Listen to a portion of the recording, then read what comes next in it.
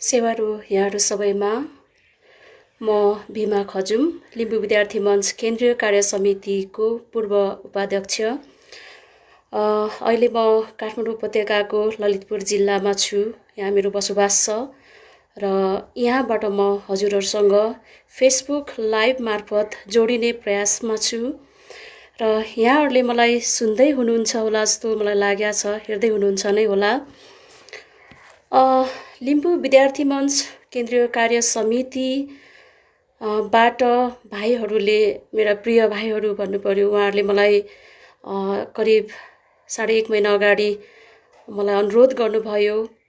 अब अहिले यो कोभिड-19 को महामारीका बीच केही आफ्ना विचारहरू चाहिँ आदान प्रदान गरौँ भन्ने उहाँहरूको मनसाय थियो र यसै क्रममा म पनि लामो समयसम्म फेसबुक नचलाई सामाजिक सञ्जालबाट म टाढिएको अवस्थामा उहाँहरूको भाइहरूको अनुरोधलाई स्वीकार गरेर म फेसबुक चलाउन थालेँ र आज यसको परिणाम भन्नुपर्छ तपाईहरूसम्म म आइपुगेकी छु।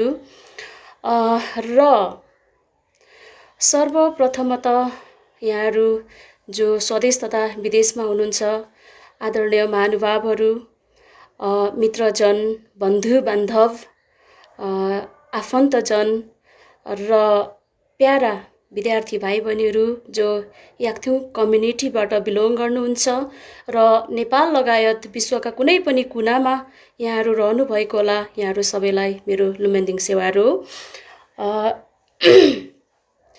मेरो व्यक्तिगत परिचय मैले अगाडि नै दिइसकेकी छु र आज नेपालको महान चाड दसैँ सुरु भएको घटस्थापनाको दिन, प्राय गरेर हिन्दूहरूको महान चाड भन्नु पर्यो र हामी सबै नेपालीहरूको पनि चाड।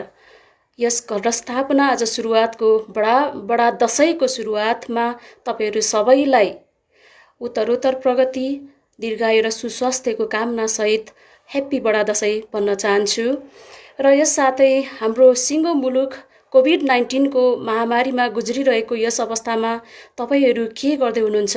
आशा छ सबै सन्चै हुनुहुन्छ होला र सेफ नै हुनुभयो होला, सेफ नै रहनु भएको होला र कतिपय अवस्थामा नचाहँदै स्वदेश तथा विदेशका हाम्रा याक्थुङका महानुभावहरू, दाजुभाइ दिदीबहिनीहरू जो कोभिड-19 को चपेटामा परेर अथक प्रयास गर्दै आफ्नो जीवन रक्षाको लागि लड्दै पनि मृत्युवरण गर्नुभएका आदरणीय महानुभावहरू, दाजुभाइहरू र दिदीबहिनीहरू, विशेषतः याक्थुङ समुदायका दाजुभाइ दिदीबहिनीहरू जो मृत्युवरण गर्न पुग्नुभयो कोभिड-19 का कारण, यहाँहरूप्रति मेरो तर्फबाट हार्दिक श्रद्धाञ्जली अर्पण गर्न चाहन्छु।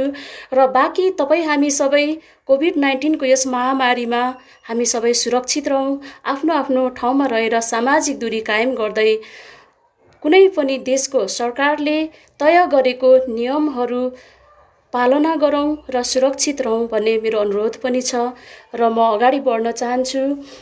र अगाडि बढ्ने क्रममा लिम्बू विद्यार्थी मञ्चको यस प्लेटफर्ममा म बसिरहेको हुनाले सर्वप्रथमत म लिम्बू विद्यार्थी मञ्चमा मेरो आबद्धता विषयमा म केही चर्चा गर्न चाहन्छु। लगभग 2054 सालमा धनकुटा जिल्लाको बसन्टटार गाविस, हालको 24 गाउँपालिकाबाट मैले गाउँबाट एसएलसी पास गरे पश्चात, अब अहिलेको एसई भनौँ, एसई, त्यस पश्चात म धरान बहुमुखी क्याम्पसमा झरेँ र त्यहाँनिर लगभग मलाई जहाँसम्म स्मरण छ म डिप्लोमा पढ्दै गर्दाखेरि, बिएमा पढ्दै गर्दाखेरि लिम्बू विद्यार्थी मञ्चमा आबद्ध हुने अवसर पाएकी थिएँ। तर त्यति बेला लिम्बू विद्यार्थी मञ्च कहिले गठन भयो, किन गठन भयो र कुन उद्देश्य लिएर गठन भयो त्यो सबै मलाई थाहा थिएन। यद्यपि कमिटीमा बसिया थियो सदस्यमा र 2059-60 सालतिर उच्च अध्ययनको लागि त्रिभुवन विश्वविद्यालयमा भर्ना हुने क्रममा त्यस पश्चात फेरि मैले लिम्बू विद्यार्थी मञ्चसँग साक्षात्कार भएर काम गर्ने, कार्य गर्ने अवसर पाएँ र त्यहाँ चाहिँ हाम्रा आदरणीय दाइ, अहिले जो उपप्राध्यापक हुनुहुन्छ प्रेम येक्तेन उहाँको अध्यक्षतामा म कोषाध्यक्ष रहने गरी र अन्य सबै साथीहरू गरेर 13 जनाको संलग्नतामा हामीले लिम्बू विद्यार्थी मञ्च त्यहाँ लगभग 2 सेसनसम्म हामीले चलाएका थियौँ जस्तो लाग्छ र बहुतै रमाइला क्षणहरू छन् लिम्बू विद्यार्थी मञ्चमा आबद्ध हुँदा ताका र लिम्बू विद्यार्थी मञ्चलाई कन्सेप्चुअल तरिकाले अगाडि बढाउनु हुने संयोजक संस्थापक संयोजक श्री खगेन्द्र यक्सुज्यू यहाँलाई धेरै धेरै धन्यवाद दिन चाहन्छु। यसै गरी नै संस्थापक अध्यक्ष नरेन्द्र केलुङज्यू, यहाँहरूको सपना कतिसम्म लामो थियो यसै त भन्न सकिन्न होला, तर पनि हामी लिम्बुवानका विभिन्न क्षेत्रबाट उच्च अध्ययनका लागि काठमाडौँ भ्यालीमा काठमाडौँ उपत्यकामा भेला भएका हामी लिम्बू विद्यार्थीहरू एकत्रित हुने मौका पायौँ। हामीले हाम्रो भाषामा हाम्रो आफ्नै संस्कार र संस्कृतिमा पालाम गाउने मौका पायौँ। यस अवसरको लागि संस्थापकज्यूहरूलाई धेरै धेरै धन्यवाद भन्न चाहन्छु। र त्रिभुवन युनिभर्सिटी हुँदै पढाइ मेरो लगभग स्नातकोत्तरको अध्ययन सकेपछि पनि म केन्द्रीय कार्य समितिमा जोडिएकी थिएँ। दुर्भाग्य भन्नुपर्ला त्यो बेला मेरो कार्यक्षेत्र धनकुटातिर थियो र म आफूले 10 कक्षा पास गरेको +2 हुँदै गर्दाखेरि म त्यहाँ संयोजक भएर फर्केको थिएँ र यहाँहरूले हाम्रा साथीहरूले भनौँ दाइहरूले भनौँ मलाई उपाध्यक्षमा केन्द्रीय उपाध्यक्षमा त राख्नुभयो, तर मेरो कार्य व्यस्तताका कारण मैले लिम्बू विद्यार्थी मञ्चको उत्तरोत्तर प्रगतिको लागि र तय गरेको उद्देश्यहरूमा समाहित भएर मैले कार्य गर्न सकिनँ। दुःख लाग्छ त्यसमा। र यति बेला लिम्बू विद्यार्थी मञ्च केन्द्रीय कार्य समितिका भाइहरू जुझारु भएर अगाडि बढिरहनु हुँदा एकदमै खुसी लाग्छ। मलाई पनि फेरि लिम्बू विद्यार्थी मञ्चमा फर्केर कार्य गरौँ जस्तो लाग्छ। यद्यपि हाम्रो तर्फबाट पूर्व पदाधिकारीहरूको तर्फबाट यहाँहरूप्रति सदैव सहयोग रहनेछ, यो मेरो विश्वास हो र अपेक्षा तथा कामना पनि हो। र अब आजको यस फेसबुक लाइभमा मैले भाषा, लिपि र शिक्षामा आजका लिम्बू विद्यार्थीहरू विषयमा आफ्नो अनुभवहरू केही सुनाउने जमर्को गरेकी छु। यहाँहरूलाई म यति स्पष्ट पार्न चाहन्छु कि अहिलेको समयमा हामीसँग सबैसँग अझ नेपालको परिवेशमा भनौँ राजनीतिक उथलपुथलका कारण अथवा विभिन्न परिस्थितिहरूका कारण हामी सबै नै सक्षम छौँ सोच्नको लागि, विचार गर्नको लागि हामी सबै नै सक्षम छौँ जस्तो लाग्छ। त्यसैले म विचार कम अनुभव ज्यादा सेयर गर्ने अनुमति माग्दछु। र विषयवस्तु उठान गर्नु अघि मैले एउटा झन्डै बिर्सेँ। लिम्बू विद्यार्थी मञ्चमा लामो समयसम्म कार्य गर्नुभएका र अचानकै दिवंगत हुनुभएका हाम्रा अनन्य मित्र युवराज चोङबाङज्यूलाई म यति बेला सम्झिरहेकी छु र यहाँलाई मेरो हार्दिक श्रद्धा सुमन। उहाँ अहिलेसम्म रहनुभएको भए सायद लिम्बू विद्यार्थी मञ्चले अझै धेरै फड्को मार्थ्यो होला। यो दुःख अझैसम्म पनि छ। तथापि उहाँ जानुभए पनि उहाँले देख्नुभएका सपनाहरू हामीले पुरा गर्छौँ भन्ने विश्वास हो र यही विश्वासमा अडिग रहँदै उहाँलाई फेरि पनि हार्दिक श्रद्धाञ्जली भन्दै म अगाडि बढ्न चाहन्छु। विषयवस्तुमा प्रवेश गरौँ। अब विषयवस्तु लिम्बू विद्यार्थी मञ्च केन्द्रीय कार्य समितिले उठाएको स्लोगनको रूपमा उठाएको मातृभाषा शिक्षा, यो जुन पहिला हाम्रै समयदेखि अथवा हामीभन्दा अग्रज पदाधिकारी ज्यूहरूले पनि उठाइरहनु भएकै हो र म भाषाप्रतिको मेरो अनुभव र मैले मेरो जीवनमा भोगेका केही अनुभवहरू यहाँसँग बाँड्न चाहन्छु। भाषामा मैले याक्थुङ भाषा अथवा लिम्बू भाषा भनेर किन लेखिन भनेर यहाँहरूले भन्नुहोला। भाषालाई बाँधेर राख्न सकिन्छ जस्तो लाग्दैन मलाई।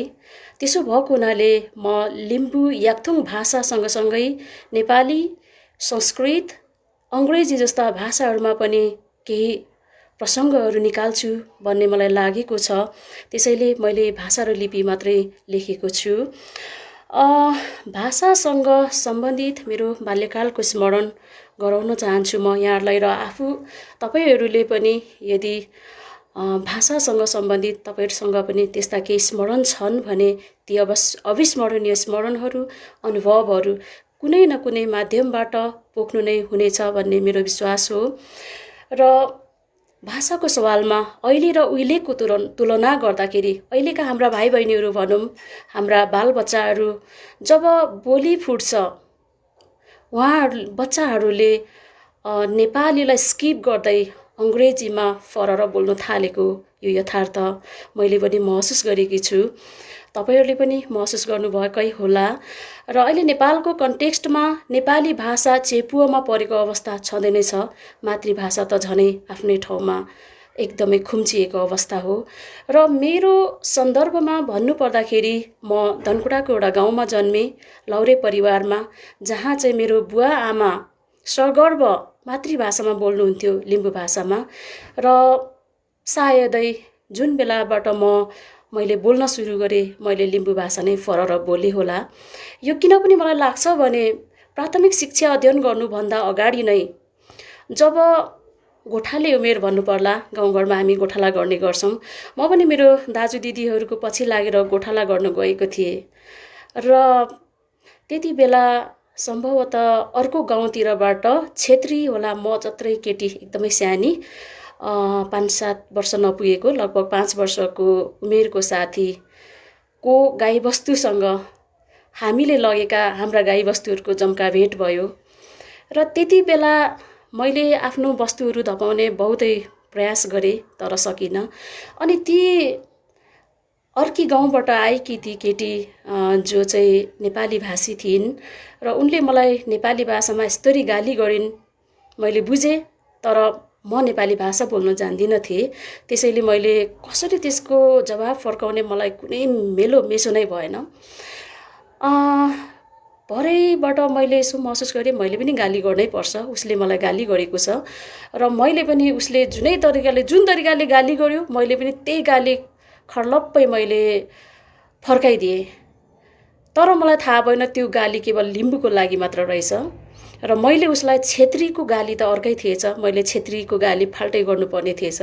र घरमा आएर जब मैले दाजु दिदीहरूलाई यसरी मैले गाली खाएँ आज भनेर मैले सुनाएँ, उहाँहरूले भन्नुभयो कि तिमीले चाहिँ किन यसरी गाली गरेनौ, तिमीले यो गाली गरे त यो त लिम्बूको गाली भयो नि त, लिम्बूलाई गर्ने गाली, र उसलाई गर्ने गाली त अर्कै पो त। त्यसो भने चाहिँ एकछिनले झिल्ल पनि पर्यो। अब नेपाली भाषा नबोल्नुको बचपनमा हैन एक किसिमको पीडा त्यति बेला पहिलोचोटि झल्कियो जस्तो लाग्यो। मैले किन गाली गर्न सकिनँ। र त्यो एउटा प्रसङ्ग हो भाषा, मातृभाषा बोल्नुको। त्यसभित्र गर्वका कुराहरू त अब पछिबाट मात्रै थाहा भयो। र त्यति बेला चाहिँ मलाई के भयो भने मैले नेपाली भाषा किन बोल्न सकिनँ। र अर्को प्रसङ्ग, जब म अलिक ढिलो गरी नै म विद्यालय गएँ। विद्यालय केवल मेरो घरबाट 2 मिनेटको दूरी हो। र घन्टी बज्दै गर्दाखेरि दाजु दिदीहरू खरर कुदेर चाहिँ विद्यालयतिर प्रस्थान गर्नुहुन्थ्यो। म पनि दाजु दिदीहरूको पछि जान्थेँ। तर समस्या के त भन्दाखेरि भाषाको। अब आफूलाई नेपाली बोल्नु नआउने, अनि बिचैबाट फर्केर फेरि घरमा आयो। र त्यही नेपाली भाषा बोल्ने डरले सायद मैले विद्यालय जान रुचि देखाइनँ। र अब उमेरले नेटो काट्दै गयो भन्ने महसुस भएर हुनसक्छ मेरो बुवा आमा दिदीहरू दाजुहरूले चाहिँ अब स्कुल जानै पर्छ नि कर गर्नुभयो। अनि पहिलोचोटि स्कुल गइयो। समस्या के त भन्दा भाषाकै थियो। प्राय गरेर मगरभाषी साथीहरूलाई पनि त्यस्तै भाषाकै समस्या, र हामी लिम्बूहरूलाई पनि। र सरसँग, अब शिक्षक शिक्षिकाहरूसँग दोहोरो बात गर्नु नसक्नुको पीडा, र साथीहरूसँग पनि दोहोरो बात गर्नु नसक्नुको पीडा छ मसँग, मेरो अनुभव हो यो। र पहिलोचोटि जब घरमा केही दाजु दिदीहरूले क ख सिकाएपछि म पुगेको थिएँ स्कुल।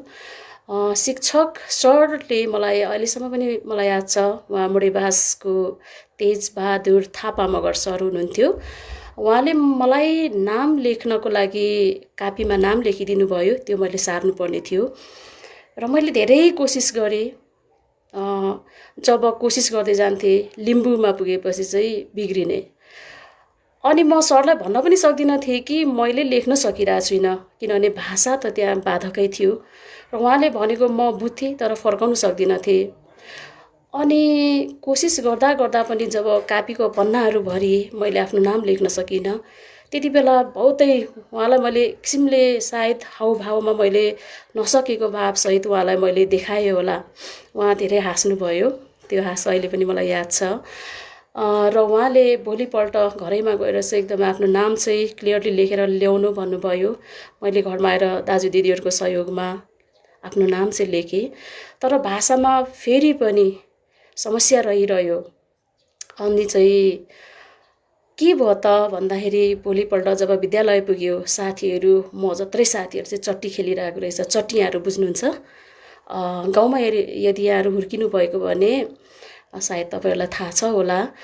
भुइँमा कोरेर बिचमा सेन्टरमा एकजना बसिन्छ र पछाडि दुई दुईजना बसेर चाहिँ त्यो एकदमै दौडिनु पर्ने खालको खेल। र छोयो भने चाहिँ हार्ने अथवा अर्कोले जसले छुन्छ त्यसको पालो आउने। र त्यो चट्टी खेलिरहँदा, साथीहरू खेलिरहँदा मलाई पनि खेल्ने बहुतै इन्ट्रेस्ट, खेल्न त मन लाग्यो, भन्न चाहिँ जानिएन कि। अनि साथीहरूले आएर, अब नेपाली भाषी साथीहरू, क्षेत्री साथीहरू आएर चाहिँ तिमी खेल्न सक्छौ भनेर भने होइन।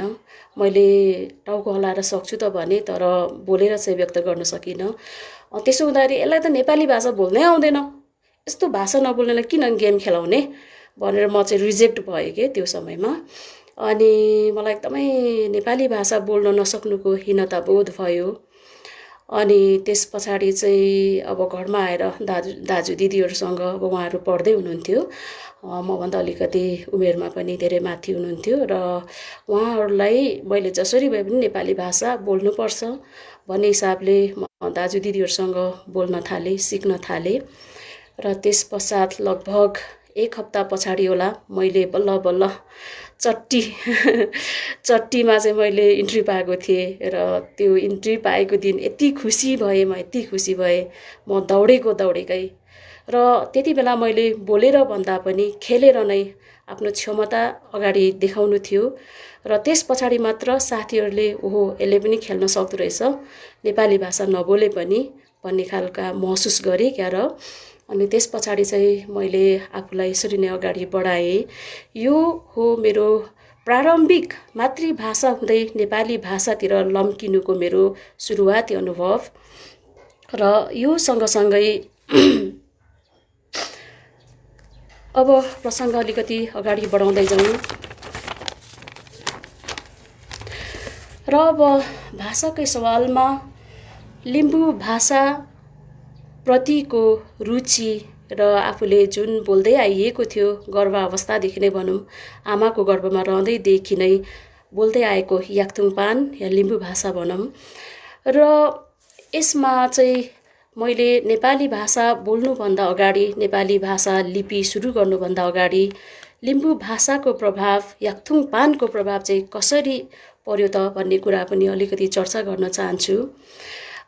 सायद म पढ्नुभन्दा प्राथमिक विद्यालयमा जानुभन्दा अगाडि सिक्किमबाट हो जस्तो लाग्छ। गाउँमा एकजना दाइले केही पुस्तकहरू लिएर आउनु भएको रहेछ र मेरो ठुलो दाइले ती पुस्तकहरू घरमा ल्याउनु भएको थियो।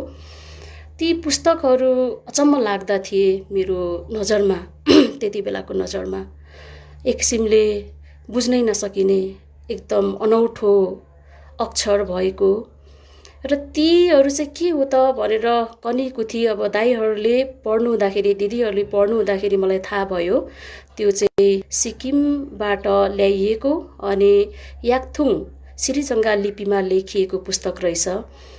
र त्यहाँ रहेका, त्यहाँ निहित केही कथाहरू, कविताहरू मेरो दाइले केही दिनको जेठा दाइ, मेरो जेठा दाजु, अहिले यो धरतीमा उहाँ हुनुहुन्न, उहाँले कनीकुथी केही दिनको प्रयत्नमा ती कथाहरू पढेर सुनाउनु भयो।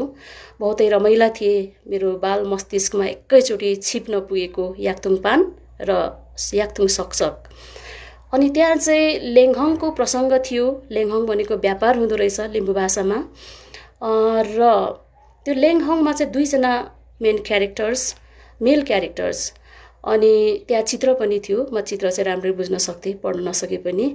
र उनीहरूले चाहिँ व्यापार गर्न जाने, अर्थोपार्जनको लागि व्यापार गर्न जाने सल्लाह गरेर जाड बोकेर जाँदाखेरि अनि व्यापार नहुँदो रहेछ र व्यापार नभएपछि उनीहरू दुईजना मध्ये एकजनासँग चाहिँ एउटा सिक्का हुँदो रहेछ र त्यो सिक्का अर्को साथीलाई दिएर लु हाउ चुम्मे आङ्गाङ लेङहङ चुम्पिने आरो आन्छी लेङहङ मे बोकेन भनेर होइन अब व्यापार एक अर्कालाई नै व्यापार गरौँ न त भनेर चाहिँ त्यो पैसा दिएर अर्को साथीलाई जाड माग्दो रहेछ अनि त्यो जाड साथीलाई दिन्छ अर्कोले र त्यो जाड पिएपछि सारी के कुजानुरा भनेर चाहिँ होइन प्रतिक्रिया दिन्छ अर्को साथीले साह्रै नै मिठो र अर्को साथीलाई पनि इच्छा लाग्छ ओहो मेरो साथीले चाहिँ कस्तो जाड लिएर आएछ त अनि त्यो जाड अर्को साथीलाई पनि चाख्ने रहर भएपछि उसले पनि त्यही पैसा फिर्ता गरेर अनि मलाई पनि देऊ न त तिम्रो व्यापार गरिदिन्छु म भनेर चाहिँ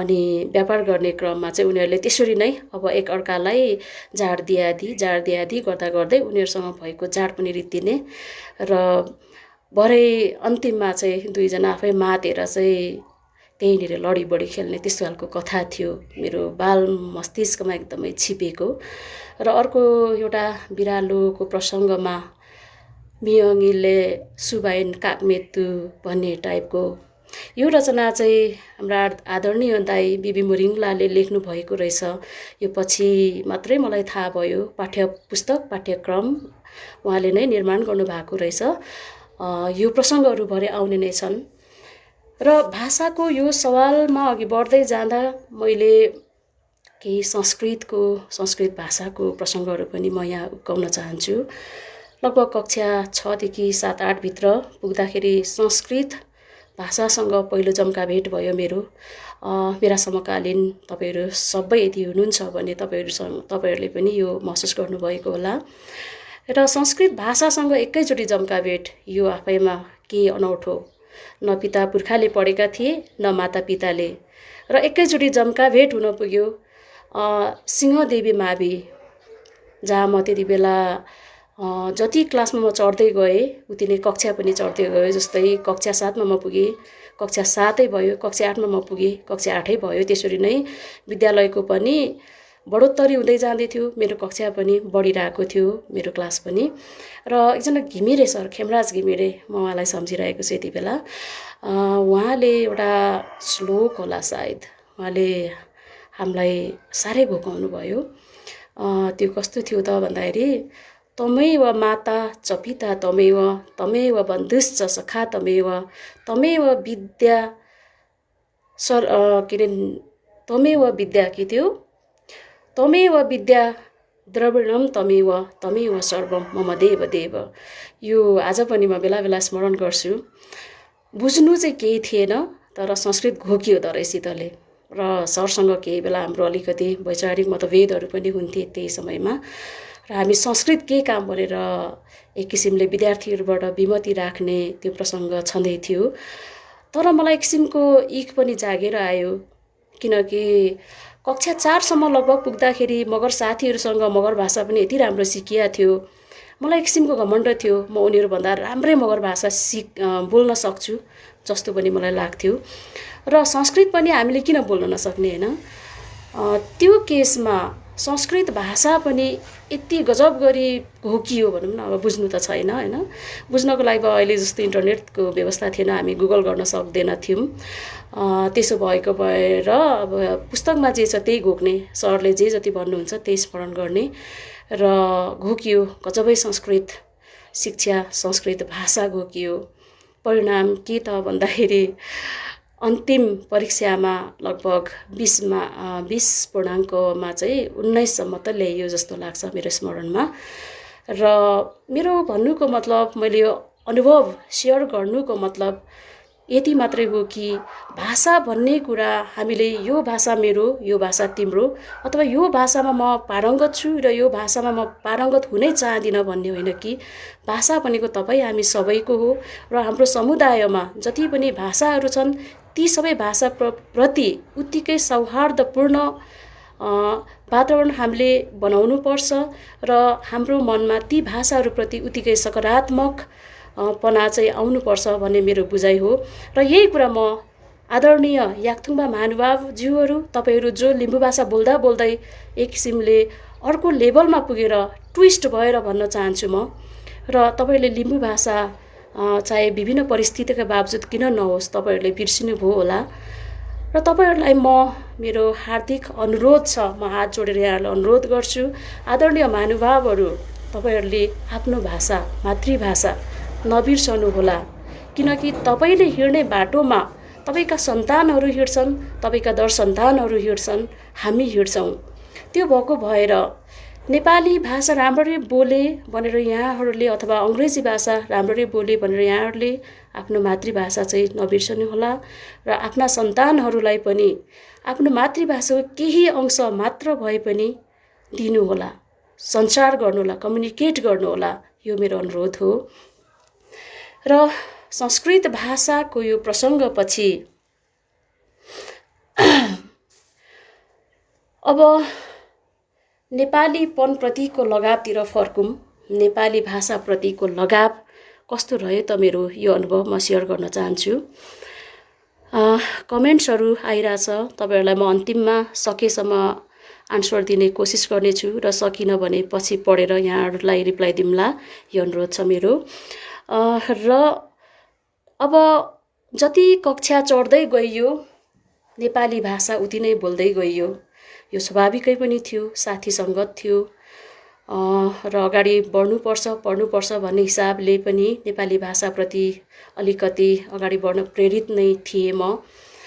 हुँदा अब यस्तो खालको समय आयो कि अब घरमा पनि बुवा आमासँग लिम्बू भाषा छोडेर नेपालीमै बोल्ने, नेपालीमै भाषाको हाम्रो हरेक माध्यमबाट सञ्चार गर्ने यो मेरो प्रयत्न हुन थाल्यो। र घरमा म दाजुहरूले, दिदीहरूले, भाउजूहरूले, बुवा आमाले बोलाउँदाखेरि म हाई भन्ने टाइपको लिम्बू भाषाको त्यो बोलाइमा होइन कि हजुर भन्न थाल्ने, त्यस्तो मेरो प्रवृत्तिको विकास भयो। गाली पनि खायो त्यो बेला, कस्तो खालको हजुर हजुर भन्ने, दाजु दिदीहरूले गाली पनि गर्नुहुन्थ्यो, बुवा आमाहरूले पनि बेला के को हजुर भनेर भन्नुहुन्थ्यो। तर पनि म आफूलाई चाहिँ गर्व गर्थेँ, किनकि म नेपाली बोलिरहेको छु, म शिक्षित भइरहेको छु दिनानुदिन, यो मेरो अभिमान थियो। तर एक दिन त्यसमा पनि एउटा ट्विस्ट आयो। लगभग 7-8 कक्षामा थिएँ होला म, नेपाली भाषी पुरै भइसकेको थिएँ, लिम्बू भाषा करिब बिर्सिसकेको अवस्था। याक्थुङ पानमा बोल्ने अब मेरो कुनै अवस्था थिएन, जरुरत पनि लाग्थेन। र काठमाडौँको कुनै क्याम्पसबाट अङ्ग्रेजी साहित्यमा चाहिँ ब्याचलर्स डिग्री जस्तो लाग्छ मलाई, बिए गरेर फर्किनुभएका गाउँका एकजना दाई, उहाँ स्टिल पनि म उहाँलाई सम्झिन्छु, नरेन्द्र जबेगु थेगिम दाई। उहाँ मेरो ठुलो दाईसँग वार्ता गर्न, गफसप गर्नलाई घरमा आउनुभएको थियो। र त्यो क्रममा उहाँले लिम्बू भाषा चाहिँ याक्थुङ पान खरर मेरो दाईसँग बोल्दै हुनुहुन्थ्यो। म छेउबाट गइरहँदाखेरि मेरो कानमा पर्यो, म अचम्बित भएँ। एक किसिमको त्यो मैले अपेक्षा गरेको थिइनँ उहाँबाट। उहाँले लिम्बू भाषा खरर बोलेको देखेर मेरो मनमा नराम्रो किसिमको धक्का पुग्यो। र कसरी उहाँ त्यति पढेर पनि, त्यति शिक्षित भएर पनि उहाँ आफ्नो भाषामा कसरी बोल्दै हुनुहुन्छ। उहाँ त लिम्बू भाषा छोडेर, हाम्रो याक्थुङ पान छोडेर चाहिँ उहाँ चाहिँ लगभग अब नेपाली भएन भने अङ्ग्रेजीमै बोल्नुपर्ने मेरो अपेक्षा त्यो थियो। तर उहाँ लिम्बू भाषा बोल्दै हुनुहुन्थ्यो। एक किसिमले त्यो मेरो जीवनको एउटा ट्विस्ट थियो, सकारात्मक ट्विस्ट भन्न रुचाउँछु म त्यसलाई। र मलाई एकदमै सोच्न गम्भीर हुन बाध्य बनायो कि कसरी उहाँ लिम्बू भाषा बोल्दै हुनुहुन्छ, कि हामीले पढेपछि हामीले लिम्बू भाषा बोल्ने नहुने भन्ने हो रहेछ त, हाम्रो सोच त्यो सही रहेछ त, यो सोच्न मलाई बाध्य पारेको थियो। यद्यपि त्यो छोटो समय मात्र रह्यो। र एसएलसी पछाडि कक्षा 10 पास गरे पछाडि महेन्द्र बहुमुखी क्याम्पस लगभग विक्रम सम्वत 2055 तिर म धरान झरेँ। र धरान झर्ने क्रममा पनि भाषालाई त्यति साह्रो सिरियस भएर त सोचिएन। यद्यपि साथीहरूसँग सेवारो भन्ने चाहिँ हाम्रो चलन त्यहाँ बसिसकेको थियो, लिम्बूहरूसँग, लिम्बू साथीहरूसँग भेट्दाखेरि। इभन क्षेत्रीय ब्राह्मण साथीहरूलाई क्याम्पसमा भेट्दाखेरि उहाँहरूलाई पनि सेवारो भन्ने, र उहाँहरूले पनि हामीलाई याक्थुङबाहरूलाई चाहिँ सेवारो भन्ने चलनको विकास भयो। र त्यति बेलाका याक्थुङबा साथीहरूको त्यसमा ठुलो भूमिका छ, लिम्बू विद्यार्थी साथीहरूको, इन्क्लुडिङ म पनि भन्नु पर्यो। मैले पनि कमसेकम सेवारो त भन्न छोडेको थिइनँ। र त्यति नै बेला लिम्बू विद्यार्थी मञ्चमा पनि आबद्ध भएको हो र लिम्बू विद्यार्थी मञ्चमा आबद्ध हुँदै त्यहाँको ब्याचलर्स लेभलको पढाइ अन्त्यपछि पास गरिसकेपछि म काठमाडौँमा आएँ 2069-70तिर 59-60तिर र यहाँको माहौल एक किसिमको अचम्म लाग्दो थियो। त्यति बेला गाडी भाडा पनि खासै धेर थिएन। हामी टेम्पोमा हिँड्दाखेरि रत्नपार्कदेखि लगभग नयाँ बानेश्वरसम्म आउँदा 4 रुपियाँ थियो। अहिले लगभग 25 रुपियाँ होला। लगभग कति वर्ष भयो 60 70 77 17 वर्षको यो अवधिमा महँगी कति आइसकेको छ हाम्रो देशमा है। र म 4 रुपियाँमा 4 रुपियाँदेखि 6 रुपियाँमा चाहिँ बसमा कहिले त हाम्रो ठुलो बस थियो साझा बस 2 रुपियाँमा हामी यात्रा गर्थ्यौँ। र त्यति बेला अनौठो दृश्य मैले देखेँ।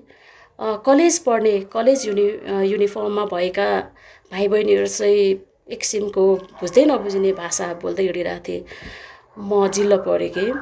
मैले सोचेको थिएँ काठमाडौँ हाम्रो देशको राजधानी जहाँ चाहिँ सबै प्रशासन देश नै चल्छ काठमाडौँ भित्रैबाट र यस्तो ठाउँमा यस्तो स्थानमा यस्तो सिटीमा होइन कसरी चाहिँ नेपाली भन्दा बाहेक अरू भाषा बोल्दा हुन् यो मेरो कल्पनाभन्दा बाहिरको कुरा थियो। खगेन्द्र यक्षज्यूले उहाँ दाइले अस्ति स्मरण गर्नुभएको थियो। उहाँको पनि करिब करिब यस्तै अनुभव जस्तो लाग्यो मलाई होइन। र मलाई पनि सोच्न बाध्य पार्यो ती नेवारी भाषा बोल्ने विद्यार्थी भाइ बहिनीहरू रहेछन् र उनीहरूले चाहिँ नेवारी भाषामा आफूलाई सञ्चार गरिरहेका रहेछन्। भाषाको माध्यम होइन नेपालीलाई छोडेर उनीहरू आफ्नै भाषामा बोलिरहेका रहेछन्। यसले एक किसिमको ठुलो पाठ सिकायो कि जहाँ गए पनि जतिसुकै अन्य भाषाको अतिक्रमणमा परे पनि आफ्नो भाषा भनेको आफ्नै भाषा रहेछ र यसलाई बोलेर सञ्चार गरेर यसलाई चाहिँ अझ बढाउँदै जानुपर्ने रहेछ भन्ने मेरो त्यति बेलाको ठुलो पाठ बुझाइ या सिकाइ भनौँ त्यो रह्यो।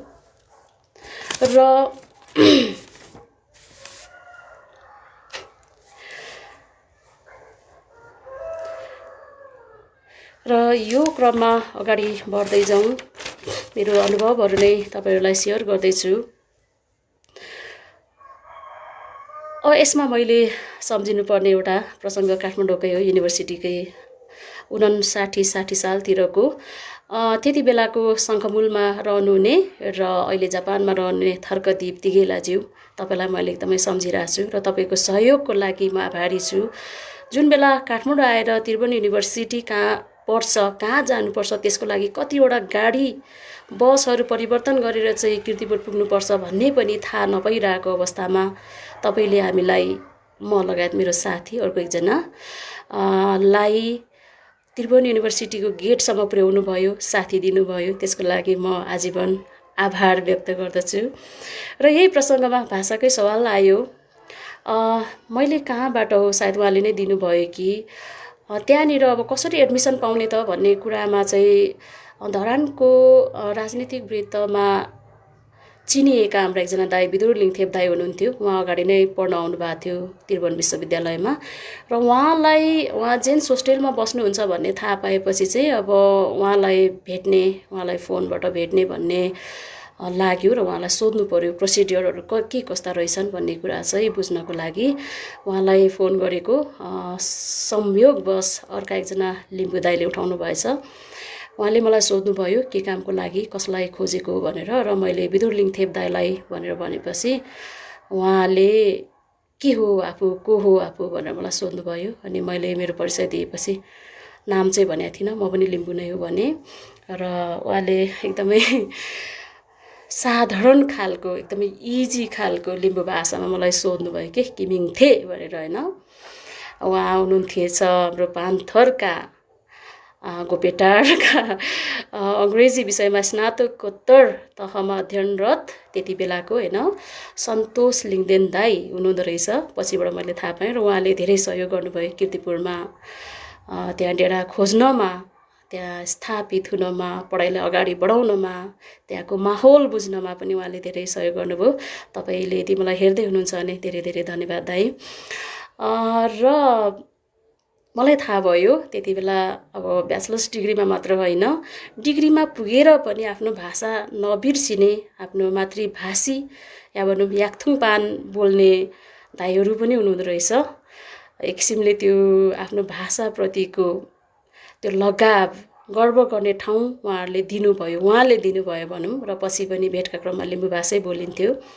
र कीर्तिपुरको माहौल, त्यो बेलाको माहौल म साथीहरूलाई सम्झिन चाहन्छु। तपाईँ मेरा प्रिय साथीहरू भनौँ, मेरा अग्रज दाइहरू, दिदीहरू लगायत मेरा समकालीन मित्रहरू, तपाईँ विश्वको कुनै पनि कुनामा बस्नुभएको भए पनि मेरो सम्झना छ, सौहार्दपूर्ण सम्झना छ। र हामीले त्यो बेलामा किरात याक्थुङ चुम्लुङले आयोजना गर्ने कुनै पनि कार्यक्रममा लगायत आदिवासी जनजातिसँग सम्बन्धित कुनै पनि आन्दोलनहरू हुँदाखेरि हामी लिम्बू विद्यार्थीहरू एक भएर चाहिँ अग्रसर हुन्थ्यौँ। र यो एकदमै रमाइलो पक्ष पनि थियो। प्राय गरेर चाहिँ हाम्रो याक्थुङबा विद्यार्थीहरू चाहिँ लिम्बू याक्थुङबा थाङबेनहरू भनौँ, जेन्ट्सहरू चाहिँ जेन्ट्स होस्टेलमा, लेडिज याक्थुङमा साथीहरू चाहिँ लेडिज होस्टेलमा। बिचमा एउटा ठुलो रुख थियो। हामी प्राय त्यहाँनिर भेट गर्ने गर्थ्यौँ लिम्बूहरू। र काहीँ कार्यक्रममा जानु पर्यो भने पनि एकसाथ हामी हिँड्ने गर्थ्यौँ। र फर्किने क्रममा चाहिँ बसमा लिम्बू भाषा बोल्दै हिँड्ने। र त्यो क्रममा हामीले धेरै अन्य लिम्बूहरूसँग पनि भेट गरेका छौँ, परिचय गरेका छौँ। कोही अभिभावकजीहरू हुनुहुन्थ्यो, कोही समकालीन साथीहरू, र कोही अन्यत्र के भन्छ क्याम्पसमा अध्ययन गर्ने साथीहरू पनि हुनुहुन्थ्यो। त्यस्तो रमाइला क्षणहरू छन् आफ्नो भाषा बोल्नुका, ती गर्वका क्षणहरू। यो अनुभव जस्तै तपाईँसँग पनि धेरै यस्ता अनुभवहरू होलान् जो चाहिँ स्मरणमा रहिरहन्छ, याद रहिरहन्छ, एउटा अनुभवको रूपमा राखिरहन सकिन्छ। र शिक्षा जुन हाम्रो याक्थुङ पानको शिक्षा भनौँ, यो सँगसँगालीको यी मेरा केही अनुभवहरू। यो सँगसँगै अब प्रसङ्ग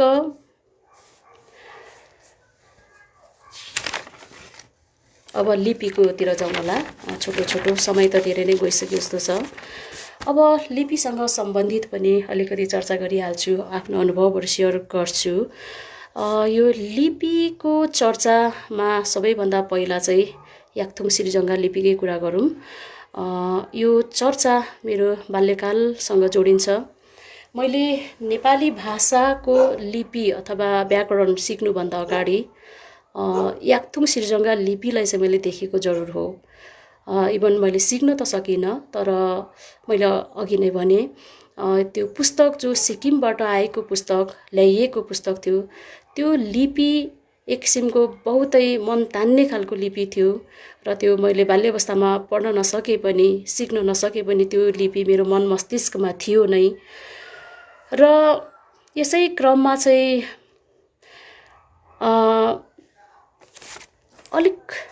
कक्षा अलिक माथि पुगिसकेपछि यो लिपिसँग सम्बन्धित कुरा गरौँ होइन।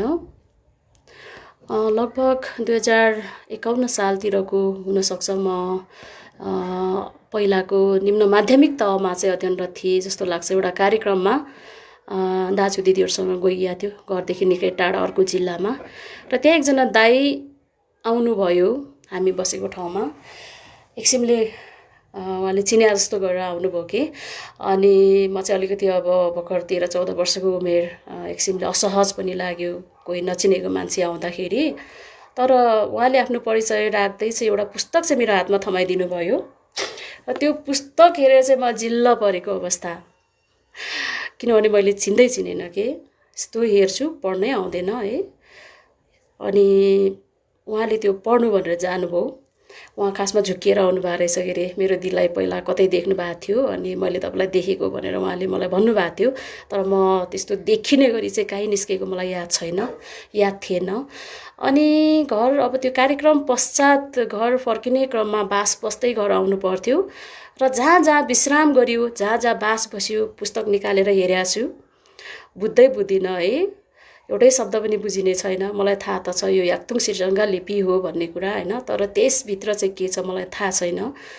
घर आइसकेपछि चाहिँ अब लिपि नसिकी भएन अब चाहिँ जसरी भए पनि, किनभने मैले बुझ्नु छ त्योभित्र के छ। अब मैले दाजुहरूले थन्काइसक्नु भएको हाम्रो याक्थुङ सिरिजङ्गा लिपिका केही पुस्तकहरू निकालेर मैले सिक्न थालेँ। अनि केही दिनको अथक प्रयासपछि मैले लगभग त्यो पुस्तकको अगाडि शीर्षक चाहिँ मैले पढ्न सकेँ। शीर्षक थियो मुइङ। र त्यो पुस्तक दिने दाइ हुनुहुन्थ्यो लिम्बू भाषा साहित्यमा लामो समय व्यतीत गर्नुभएका आदरणीय दाइ सेसेमी सेनाल्बो।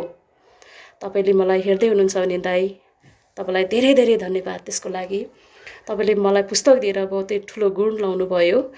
र त्यही पुस्तकलाई पढ्न थालेपछि मात्रै ममा लिम्बू भाषाप्रतिको याक्थुङ पानप्रतिको साहित्य चेत बढेको भनेर म सगर्व भन्छु। र सेसेमी सेनाल्बो दाइले पछिल्लो समयमा पनि मलाई मेरा रचनाहरू जुन याक्थुङ पानमा लेखिएका थिए प्रकाशन गरेर धेरै ठुलो सहयोग गर्नुभएको छ। र यसै मेलो मेसोमा मैले 2054 सालतिर पहिलोपल्ट कनिकुथी लिम्बू भाषामा मैले 4 लाइनको कविता कोरेको जस्तो लाग्छ। त्यति बेला क्षेत्रीय प्रसारण केन्द्रमा हाम्रो धनकुटामा चाहिँ लिम्बू भाषा कार्यक्रम सञ्चालन हुन थालेको थियो। र त्यो कविता सामिला भनौँ पठाएको लगभग 15 दिनपछि चाहिँ धनकुटा क्षेत्रीय प्रसारण केन्द्रबाट लिम्बू भाषामा हाम्रो भक्तशेर चेम्जोङ दाइले वाचन गर्नुभयो। त्यति बेला चाहिँ म मेरो ठुलो दाइसँग लगभग कतै बारीमा म हलो जोतिरहेको अवस्था, म पछाडि सायद आलु टिपिरहेको थियो होला।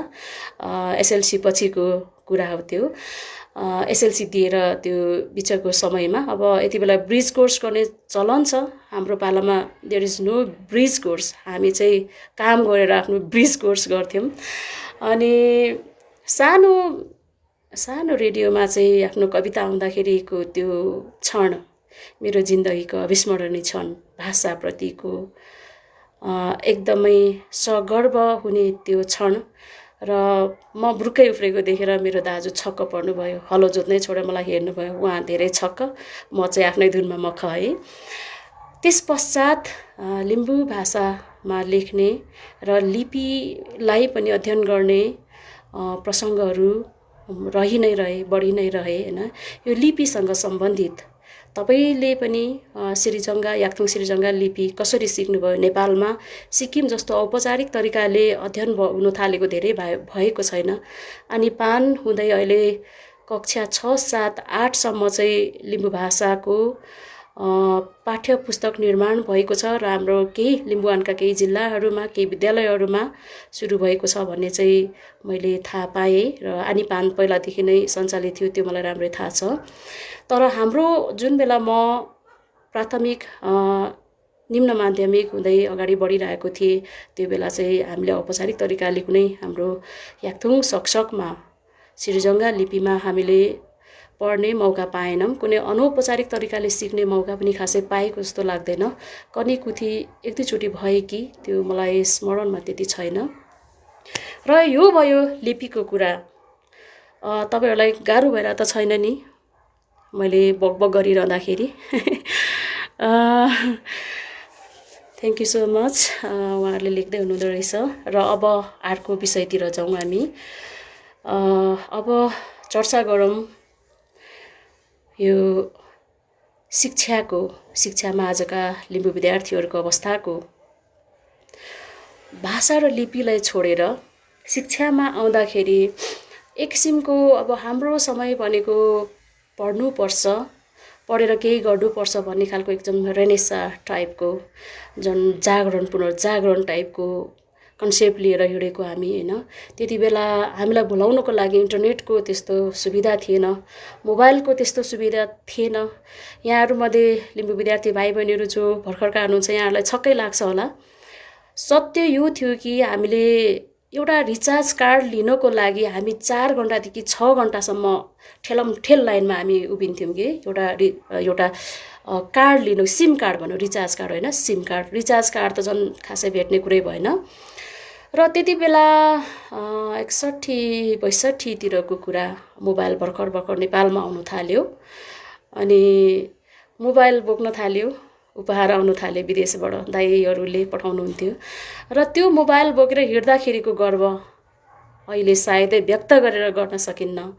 जब मोबाइल भत्थ्यो नि हामी गर्वले नाक फुलाउँथ्यौँ, ओहो मसँग मोबाइल छ, मेरो मोबाइल बजिरहेको छ। त्यस्तो खालको किसिमको समय थियो। अहिले सम्झिँदाखेरि एक किसिमको हाँसो पनि उठ्छ। अहिलेको बच्चाहरू चाहिँ गर्वमै मोबाइल खेलाउँदै हुर्केको जस्तो मलाई लाग्छ होइन। र अहिलेको शिक्षा र पहिलाको शिक्षा धेरै नै फरक थियो। र अब अहिलेको शिक्षाको अलिकति चर्चा गरौँ। अब यसलाई चाहिँ म विचार प्रधान, अनुभव प्रधान होइन कि विचार प्रधानको रूपमा यहाँ प्रस्तुत गर्न चाहन्छु। छोटकरीमै लैजाउँ है।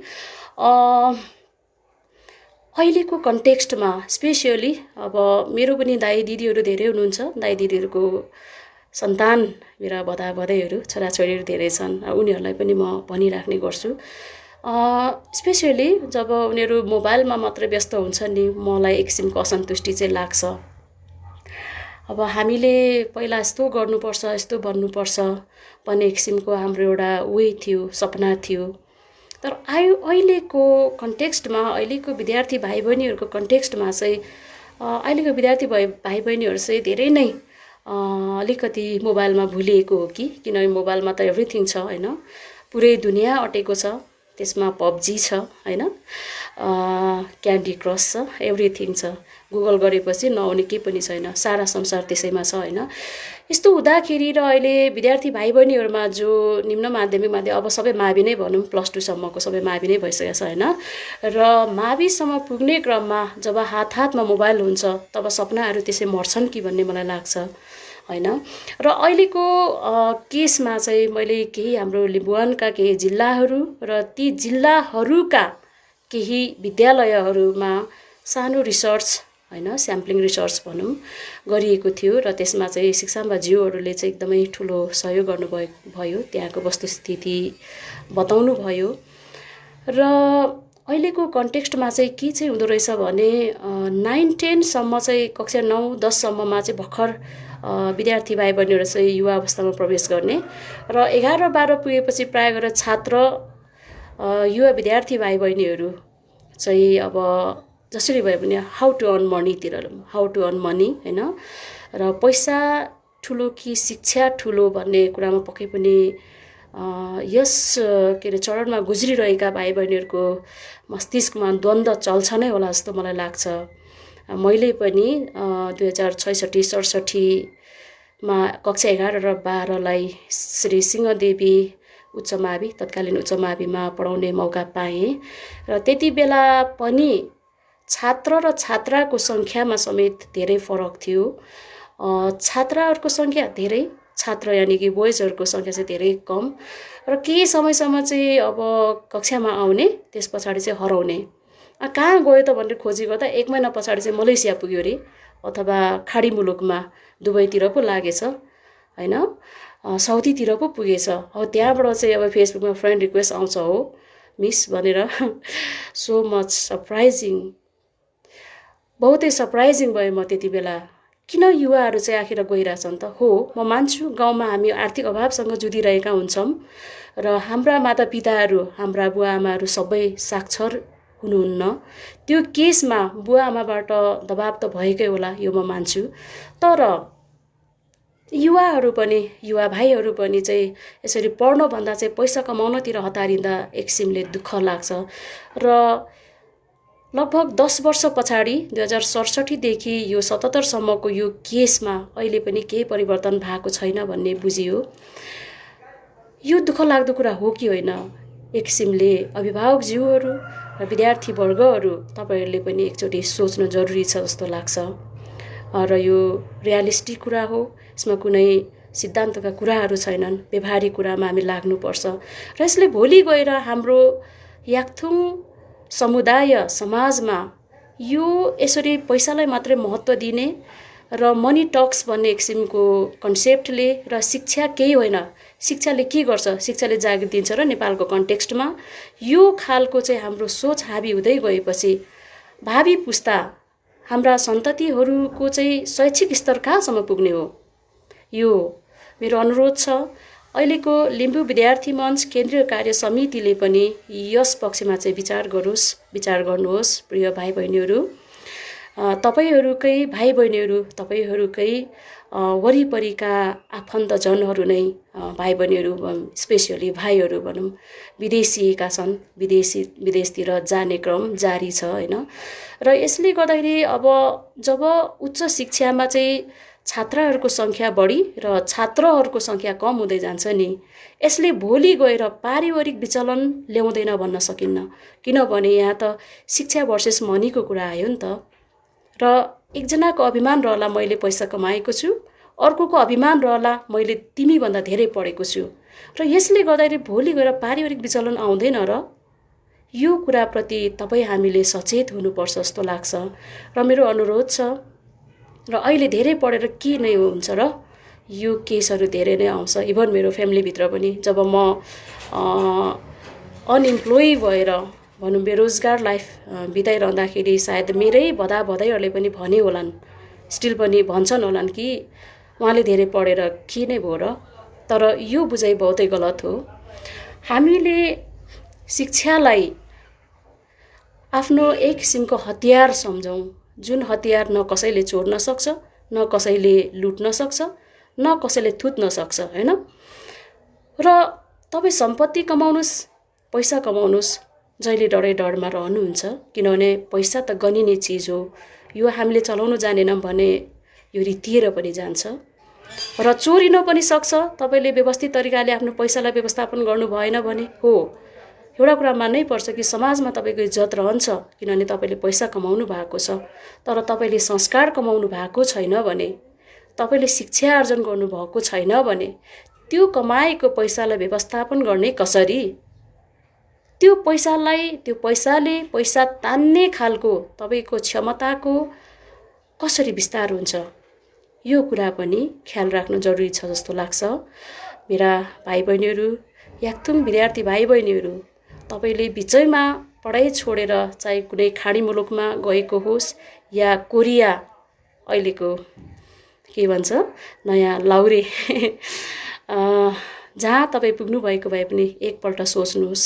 र शिक्षा मैले पढाइ किन छोडेँ बिचैमा, र मेरो बाध्यता बीच पनि यसलाई कसरी अगाडि बढाउन सक्छु, यो तपाईँले सोच्नु नै हुनेछ भन्ने मलाई लागेको छ। र यसै क्रममा अगाडि बढ्न चाहन्छु म। र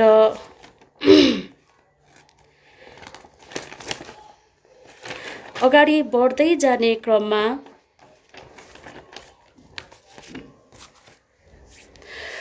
अब अहिलेको स्टडीमा के पाइयो त भन्दाखेरि लगभग मेरो अध्ययन भनेको कक्षा 11 र 12 मा अध्ययन गर्ने छात्रहरूको अध्ययन हो। नेपालको कन्टेक्स्टमा बेसी छात्रहरूभन्दा छात्राहरू लगभग धेरै, अब जुनै पनि जिल्लाको स्याम्पलिङ गरेको विद्यालयबाट नतिजा के आयो त भन्दा लगभग 4 भागमा 3 भाग छात्रा यानि कि लेडिज स्टुडेन्ट्स र गर्ल्स स्टुडेन्ट्स र 1 भाग भनेको चाहिँ बोइज स्टुडेन्ट्स होइन। र यो एक किसिमले आश्चर्यजनक त नबनौँ, किनभने नेपालको जनगणनाले पुरुषभन्दा महिलाको सङ्ख्या धेरै देखाएको छ। र धेरै शिक्षाम्बाज्यूहरूले आफ्नो अभिमत राख्ने क्रममा सायद यो केस चाहिँ किन आयो त भन्दाखेरि हाम्रो जनसङ्ख्या नै कारक तत्त्व होला, र छोराभन्दा छोरीहरू धेरै जन्मेको कारण अथवा सर्भाइभ गरेको कारण शिक्षामा पनि यस्तो व्यापक किसिमको असन्तुलन, जेन्डर बेसिसमा असन्तुलन देखिएको होला भन्ने कुरा चाहिँ धेरै रह्यो। इभन सिक्किमकै कन्टेक्स्टमा हाम्रो याक्थुङ बाज्यूहरू हुनुहुन्छ, हाम्रो याक्थुङ पान र सकसकको लागि हामीले सिक्किमलाई जहिले पनि सबैभन्दा अगाडि सम्झिनुपर्ने हुन्छ।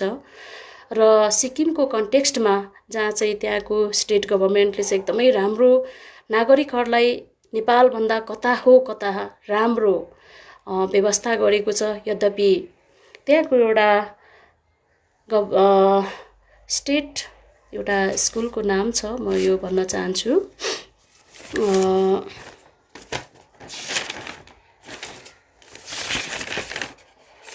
म अहिले एकैछिनमा भन्छु।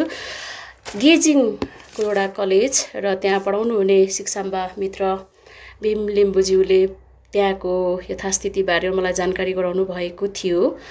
र त्यहाँको कन्टेक्स्टमा पनि लगभग छात्रभन्दा छात्राको सङ्ख्या चाहिँ धेरै भएको बुझ्यो। यद्यपि अब सिक्किमको कन्टेक्स्टमा हाम्रो नेपाल जति अब छात्र र छात्राको सङ्ख्यामा त्यस्तो साह्रो असन्तुलन चाहिँ छैन कि भन्ने खालको चाहिँ समग्रमा त्यहाँको अध्ययनले बताउँछ भन्ने कुरा पनि थाहा पाइयो।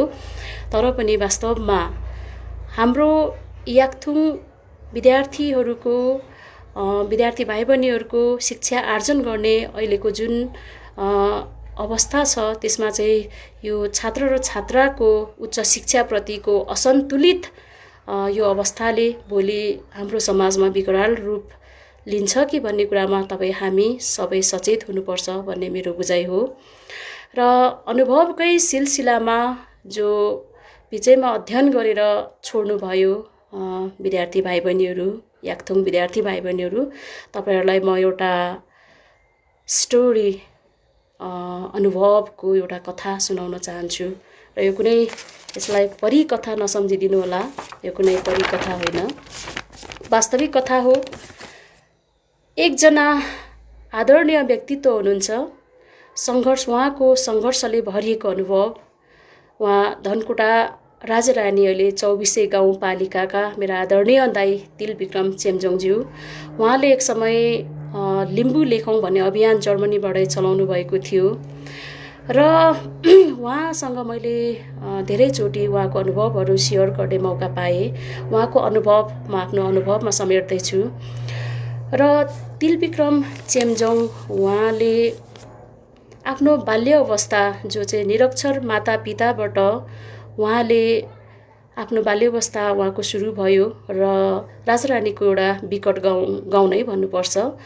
र त्यहाँबाट प्राथमिक शिक्षा अध्ययन गर्नको लागि पनि लगभग 1 घन्टाको बाटो हिँड्नुपर्ने अवस्था र कहीँ डेरा बस्ने व्यवस्था नहुँदाखेरि उहाँले हिँडेरै प्राथमिक शिक्षा अध्ययन गर्नुभएको र निम्न माध्यमिक तहको लागि बुदुक मावि, अब त्यति बेला मावि थियो, मौना बुदुक, त्यहाँ पनि जानुभएको रहेछ।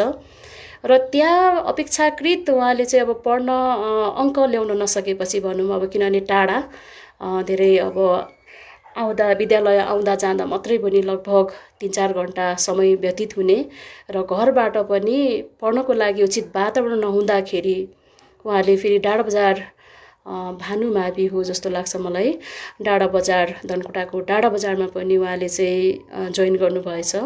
र त्यहाँबाट पनि उहाँले अपेक्षाकृत आफूले सोचे जस्तो चाहिँ लक्ष्य हासिल नगरेपछि उहाँ आफ्नो टिन एजमै काठमाडौँ आउनुभएछ र काठमाडौँमा अथक मेहनत गर्दै पैसा पनि आफै कमाउँदै र पढ्दै पनि उहाँले टिन एजमा आइपुग्दा लगभग 14-15 वर्षको उमेरमै उहाँले एउटा माउन्ट मकालु गार्मेन्ट इन्डस्ट्री उहाँले खडा गर्नुभएछ र कक्षा 9-10 पढ्दै गर्दाखेरि उहाँले चाहिँ 50 जना मजदुरहरू राखेर आफ्नो व्यवसाय विस्तार गर्नुभएछ। उहाँको यो सङ्घर्षको कथा मलाई बहुतै छुन्छ। र त्यस क्रममा उहाँले अरू धेरै क्षेत्रमा पनि हात हाल्नुभएछ, जुन व्यावसायिक क्षेत्र र उहाँको रुचि भन्दा पनि बाध्यता र रुचि दुइटै मिश्रित भन्नु पर्यो। पैसा पनि कमाउनु पर्ने र पढ्नु पनि पर्ने होइन। हुँदाहुँदै उहाँले चाहिँ यो गार्मेन्ट हुँदै विजय फर्निचर, मकालु गार्मेन्ट र अन्य गाडीको व्यवसाय पनि गरे भन्नुभयो उहाँले होइन। र त्यो हुँदै उहाँले केही अर्थोपार्जन गर्नुभएछ। तर अब त्यति बेला टिनेज अवस्थामा हुँदाखेरि अब पैसालाई कसरी लगानी गर्ने त्यो उहाँले सोच्नु सक्नु भएन छ र केही समय चाहिँ अब विदेशतिर गएर अझ अलिकति आर्थिक उपार्जन गरौँ भनेर चाहिँ उहाँले एसएलसी पश्चात चाहिँ उहाँ जर्मनीतिर लाग्नुभएछ सन् 1996 तिर। र त्यति बेला नै यहाँ चाहिँ माओवादी द्वन्द्वको सुरु भइरहेको थियो नेपालमा र उहाँको आते जाते चलिरह्यो। उहाँले बिचैमा आफ्नो अध्ययन छोडेर जानुभयो। तर पनि उहाँले जर्मनीमा उहाँको भनाइअनुसार उहाँले 0 to हिरो को कामसम्म उहाँले गर्नुभएको उहाँको कथा छ। र मलाई स्मरण भएअनुसार उहाँले एकचोटि नेपालका चर्चित फुटबलर निराजन राईमाझीलाई पनि जर्मनीको कुनै क्लबमा लगेर राखिदिनु भयो अरे। र उहाँले त्यहाँको जर्मनीमा रहेर सङ्घर्ष गर्दै लगभग 18 वर्ष व्यतीत गर्नुभएछ। अनि त्यहाँनिर चाहिँ जापानको एउटा डकुमेन्ट्रीमा पनि उहाँले मोडलिङ साइड हिरोको रोल निभाउनु भएछ र जर्मनीकै एउटा कुनै कम्पनीहरूमा उहाँले मोडलिङ पनि गर्नुभएछ र हाइली पेड एक किसिमको नेपालबाट जाने जो जर्मनीमा हुनुहुन्छ उहाँहरू मध्येमा उहाँले एकदमै हाई लेभलमा पैसा कमाउने त्यो लेभलमा पनि उहाँ पुग्नुभएछ र सन् 2013 तिर उहाँ नेपाल फर्किनुभयो। म आफूलाई पनि अचम्म लाग्यो है, त्यत्रो लामो वर्षसम्म जर्मनीमा स्थापित भइसकेको मान्छे व्यक्तित्व होइन कसरी चाहिँ नेपालको यस्तो राजनैतिक उलटपुलट भएको दलदल परेको यो अवस्थामा कसरी नेपाल फर्किनु पर्यो, किन फर्किनु भयो होला, यो मलाई लागिरहन्थ्यो। र उहाँलाई म धेरैपल्ट मैले सोध्न चाहेँ होइन। उहाँ यहाँ आएर उहाँ फर्किने क्रममा धेरै साथीहरूले तिमी बाउलाई कि क्या हो सम्म भनेर उहाँले स्मरण गर्नुहुन्छ होइन। मलाई पनि लगभग त्यस्तै लाग्यो, किनभने अब त्यहाँ एक किसिमको लाइफस्टाइल हुन्छ भन्ने सुने हो। म कहिले विदेश त गएको छैन, जाने रुचि पनि छैन मेरो, तथापि विदेशको लाइफस्टाइल नेपालको भन्दा धेरै नै राम्रो हुन्छ भन्ने बुझाइ हो हाम्रो। र तर उहाँले त्यो सबै लाइफस्टाइल छोडेर नेपाल फर्किनु भयो र नेपाल फर्केपछि 2 in 1 कन्सेप्टमा एउटा व्यवसाय असफल भए पनि अर्को व्यवसाय सफल हुन्छ भन्ने कन्सेप्टमा उहाँले एग्रिकल्चर र पानीको उद्योगतिर उहाँले हात हाल्नुभयो। उहाँले उद्योगपतिमा दरिसक्नु भएको छ र त्यस क्रममा उहाँले A&B अभोयान मल्टिपर्पज प्राली, BSN ट्रेडिङ प्राली, A to Z पाठशाला प्राली, बोटलर्स अनि बोटलर्स वाटर इन्डस्ट्रीको उहाँ केन्द्रीय अध्यक्ष पनि भइसक्नु भएको छ अनि इन्टरनेसनल बिजनेस कोअर्डिनेटरको रूपमा उहाँ अहिले अगाडि बढिरहनु भएको छ र मिनरल वाटर जार भनौँ, पानीको जार मिनरल वाटर उहाँले सप्लाई गर्नुहुन्छ। उहाँले उद्योग सञ्चालन गर्दै हुनुहुन्छ। उद्योग सँगसँगै उहाँ अहिले समाजसेवामा पनि हुनुहुन्छ र यो तपाईँहरू माझमा किन यो सेयर गर्न गइरहेकी छु भन्दा उहाँ पनि लिम्बू विद्यार्थी नै हो। कसरी भन्नुहुन्छ होला यहाँहरू होइन। जर्मनी पुग्नु हुँदाखेरि उहाँले एसएलसी गर्नुभएको रहेछ र 2013मा जब उहाँ नेपाल फर्किनुभयो उहाँले +2 को अध्ययन सुरु गर्नुभएछ होइन। शिक्षाको महत्त्व यहाँनिर चाहिँ मनी भर्सेस एजुकेसनको कुरा आउँछ होइन। र उहाँ त्यति धेरै पैसा कमाइसकेर नेपालमा केही गरौँ भनेर एक किसिमले आर्थिक सम्पन्नताका बीच नेपाल फर्किनु भएको उहाँले किन +2 को अध्ययन गर्नु पर्यो, यो मेरो सोचमा पनि आउँथ्यो।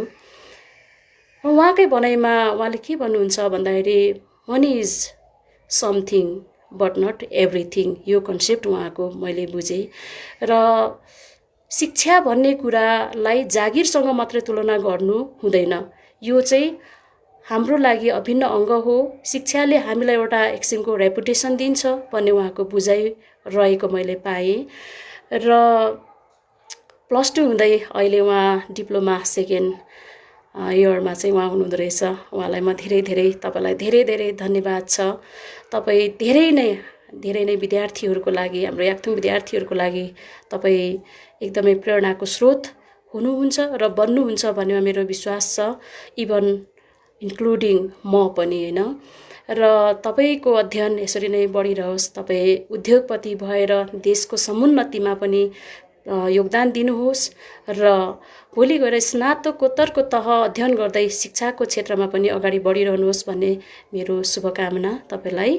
र यो भयो उहाँको अनुभवको कुरा। उहाँले अनुभव भन्नुभएको छ यसलाई, यो अनुभव मेरो पनि अनुभवभित्र समेटिएको छ र यो कथालाई म सत्य कथा भन्छु, यथार्थ कथा भन्न चाहन्छु। र तपाईँ स्पेसियली मेरा प्रिय भाइहरू जो अहिले विदेशमा हुनुहुन्छ, स्पेसियली अहिले म सम्झिरहेको छु लिम्बू विद्यार्थी मञ्चमा आफ्नो प्रतिभा र अनुभवले निखारिएका मेरा प्यारा भाइहरू लक्ष्मीहाङ आङबो र मुक्साम लाउदी भाइ, लक्ष्मी भाइ र अमित थेबे, यहाँलाई पनि म भाइ भन्छु। सरी, अनुभवमा तपाईँहरू अगाडि हुनुहुन्छ तथापि म यहाँहरूलाई भाइ भन्न चाहन्छु।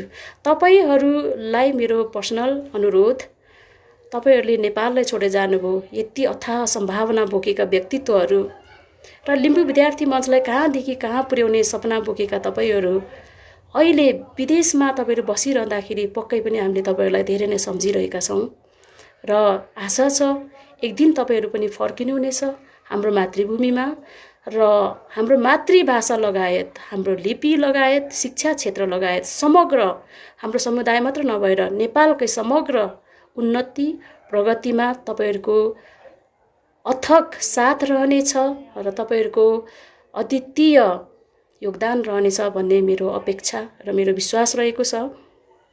यद्यपि केही हिसाबबाट भन्नुपर्दाखेरि चाहिँ अब धेरै साथीहरू विदेशमा हुनुहुन्छ र हामी यहाँ नेपालमा बसिरहँदाखेरि एक किसिमको कुवाको भ्याङ्गता भएको यहाँहरूको बुझाइ पनि हुनसक्छ। यो नेचुरल पनि होला, किनभने हामी धेरै समस्यामा छौँ। राजनीतिक र आर्थिक हरेक हिसाबबाट नेपाल पिछडिएको अवस्था जरुर हो र यो परिस्थितिमा पनि हामी खुसी छौँ। म यहाँहरूलाई भन्न चाहन्छु, यो परिस्थितिमा पनि एटलिस्ट म कहीँ पनि गएको छुइनँ। मेरो सपना नेपालमै म फुलाउँदैछु र केही मेरा अग्रज दाइहरूले नेपाल छोड्नुपर्छ सम्मको पनि मलाई सल्लाह दिनुभएको थियो र म जुन बेला गाउँ फर्केको थिएँ त्यो बेला चाहिँ पछाडि पाइला चाल्ने मान्छे राम्रो होइन, यो चाहिँ तिम्रो अधोगति हो सम्मको साथीहरूले भन्नुभएको थियो। तर म गर्व गर्छु, मैले जहाँ कक्षा 10 सम्म अध्ययन गरेँ मैले +2मा त्यहीँ गएर चाहिँ मैले +2मा आफूभन्दा 2-3 ब्याच अगाडि माविमा पढेका साथीहरूलाई धरी पढाउने एउटा अवसर जुर्यो र उहाँहरू चाहिँ मैले अब स्नातकोत्तर अध्ययन पछाडि काठमाडौँको मिडिया क्षेत्रमा सञ्चार माध्यमतिर जब गरेर पनि फर्किँदाखेरि उहाँहरू भर्खर 11-12मा पढ्दै हुनुहुन्थ्यो। यो मेरो लागि पनि र ती साथीहरूको लागि पनि एक किसिमको असहज वातावरण त थियो नै, किनभने मभन्दा अगाडि पढ्ने साथीहरूलाई मैले पढाउनु परेको थियो। यद्यपि शिक्षा भन्ने कुरा यस्तै हो, अब छोडिएपछि पछाडि नै पढिन्छ, हिँडिरह्यो भने अगाडि गइरहन्छ भन्ने कन्सेप्ट हो। र नेपाली हुनुको गर्व समग्रमा म भन्छु, नेपाली हुनुको गर्व तपाईँ हामी सबैमा हुनुपर्छ। भलै तपाईँ आफ्नो घरको छाप्रोलाई हेरेर तपाईँ आफ्नो घरको छाप्रोलाई थुक्न सक्नुहुन्न र पराईको बिल्डिङ आरसीसी बिल्डिङ देखेर तपाईँ आफ्नो घरलाई माया मार्न सक्नुहुन्न। यो मेरो विश्वास हो र तपाईँले पनि नेपाललाई पक्कै बिर्सनुहुन्न, हाम्रो समुदायलाई याक्थुङ समुदायलाई तपाईँले बिर्सनुहुन्न र याक्थुङ समुदायको समग्र उन्नतिको लागि प्रगतिको लागि तपाईँ जहिले पनि जहाँबाट भए पनि तयार हुनुहुन्छ भन्ने मेरो विश्वास छ। र लिम्बू विद्यार्थीहरूको समग्र शिक्षाबाट यी सब कुराहरू उठेका हुन् र समग्र शिक्षाको केसमा लिम्बू विद्यार्थी मञ्च केन्द्रीय कार्य समितिका पदाधिकारी भाइ बहिनीहरूलाई फेरि पनि म अनुरोध गर्छु, तपाईँहरूले हाम्रो +2 पुस्ता त नभनौँ, अब 11-12 अथवा उच्च अध्ययन ब्याचलर्स डिग्री पढिरहेका पुस्ताहरू चाहिँ किन चाहिँ पातलिँदै गएका छन्, त्यो चाहे गाउँघरमा होस् या सहरमा होस्। सहरमा पनि केही अध्ययन गरियो र किन चाहिँ कमी भइरहेको छ, यो कुरा तपाईँहरूले पनि रिसर्च बेसबाट हेर्नुहोस् र केही समाधान गर्न सकिन्छ भने गाउँ गाउँमा क्याम्पेन चलाएर हुन्छ कि प्रशिक्षण कार्यक्रमहरू आयोजना गरेर, अब सबै कुरा अर्थको कुरा आउँछ होइन। तपाईँ हामी मासिक रूपमा चाहिँ शुल्क उठाएर चलाएको यो संस्था, हाम्रो जातीय संस्थाहरू जहिले पनि यही तरिकाले गुज्रिरहेका हुन्छन्। तपाईँ हामी संस्थामा आबद्ध भइसकेकोलाई थाहा छ कसरी हामीले खाजा खर्च काटेर चाहिँ हामीले हाम्रो संस्था चलाइरहेछौँ, यो तपाईँ हामीलाई मात्रै थाहा छ। दुःखको कुरा हो तथापि गर्व गर्न लायक कुरा हो यो। र अब सौजन्यबाट चल्छ कि जसरी चल्छ, अगाडि तपाईँहरूले गरिराख्नु भएको कुराहरूमा पनि म अवगत छु। ती कुराहरूप्रति, ती कार्यक्रमहरूप्रति, ती सोचहरूप्रति सगर्व तपाईँहरूलाई धन्यवाद। र आगामी दिनहरूमा पनि केन्द्रीय कार्य समितिले किराँत याक्थुङ चुम्लुङ लगायत जातीय सङ्घ संस्थासँग कोलेबोरेसन गरेर तपाईँहरू अगाडि बढ्नुहोस्। तपाईँलाई हाम्रो साथ चाहिन्छ भने हामी हरदम साथ दिन तयार छौँ भन्ने चाहिँ मेरो आफ्नो कुरा रहेको छ। र यस क्रममा यो जुन हाम्रो नेपालको कन्टेक्स्टमा यो जुन शिक्षा कसरी गइरहेको छ र हाम्रा याक्थुङ विद्यार्थीहरूको उपस्थिति कस्तो छ भन्नुको लागि चाहिँ मैले इभन यहाँ काठमाडौँ भेल्लीभित्र पनि केही स्टडीहरू गरिएको थियो। म उहाँहरूलाई सम्झिन चाहन्छु। खास गरेर पालैसित सम्झँदै जान चाहन्छु। म त्रिभुवन विश्वविद्यालय राजनीतिशास्त्र विभागका उपप्राध्यापक प्रेम एकदेनज्यू, उहाँ पहिला पनि अध्यक्ष रहिसक्नु भएको छ लिम्बू विद्यार्थी मञ्च केन्द्रीय कार्य समितिको र त्रिवी शाखा कमिटीको। उहाँलाई धन्यवाद। त्रिभुवन विश्वविद्यालयको केही वस्तुस्थिति बारेमा स्पष्ट पारिदिनु भएकोमा। यसै गरी ठिमी क्याम्पस भक्तपुरका मेरा आदरणीय दाई उपप्राध्यापक अमर तुम्याङज्यू, तपाईँलाई धेरै धेरै धन्यवाद छ। तपाईँले मलाई धेरै धेरै पक्षबाट सहयोग गर्नुभएको छ र तपाईँलाई पनि धेरै धन्यवाद। यसै गरी आरआर क्याम्पसका उपप्राध्यापक लीला चेम्जोङज्यू, तपाईँलाई पनि विभिन्न कलेजहरूको साथसाथै आरआर क्याम्पसको डिप्लोमा लेभलको हाम्रा याक्थुङ विद्यार्थीहरूको बारेमा विवरण दिनुभएकोमा तपाईँलाई पनि धेरै धेरै धन्यवाद। यसै गरी धनकुटातिर लागौँ। बुधुक उच्च मावि नभनौँ, बुधुक मावि मौना बुधुकका प्रधानाध्यापक तिलविक्रम सुब्बाज्यू, तपाईँले आफ्नो अमूल्य समय दिएर मलाई सहयोग गर्नुभएको छ, तपाईँलाई धेरै धेरै धन्यवाद। यसै गरी श्री सिंहदेवी माविका शिक्षक तथा अहिलेका धुरन्धर साहित्यकार भन्नुपर्छ, लिम्बुनी गाउँको लागि उहाँले मदन पुरस्कारमा दावेदारी पेश गर्नुभयो, राज माङलाज्यू, तपाईँलाई पनि धेरै धेरै धन्यवाद त्यहाँको वस्तुस्थिति जानकारी गराउनु भएकोमा। त्यसै गरी कालिका मावि जिर्खिम्ती तेह्रथुमबाट आफ्नो अनुभव सेयर गर्नुहुने शिक्षाम्बा मित्र तथा साहित्यकार लोकसिंहज्यू, तपाईँलाई पनि धेरै धेरै धन्यवाद। त्यसै गरी तेह्रथुमको जलजलेतिरको वस्तुस्थितिको बारेमा जानकारी गराउनुहुने बहिनी कृष्णमाया पन्दाक, उहाँ अहिले ललितपुरको एउटा स्कुलमा हुनुहुन्छ थाई शिक्षिकाको रूपमा, तपाईँलाई पनि धेरै धेरै धन्यवाद। र त्यसै गरी पाँचथरतिर अब लागौँ। पाँचथरको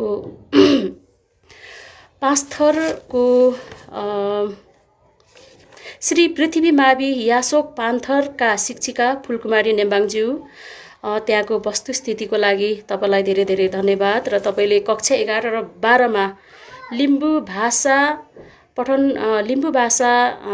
पढेर तपाईँ गोल्ड मेडलिस्ट हुनुभएको सुखद खबरले म धेरै गदगद भएँ, यहाँलाई बधाई छ।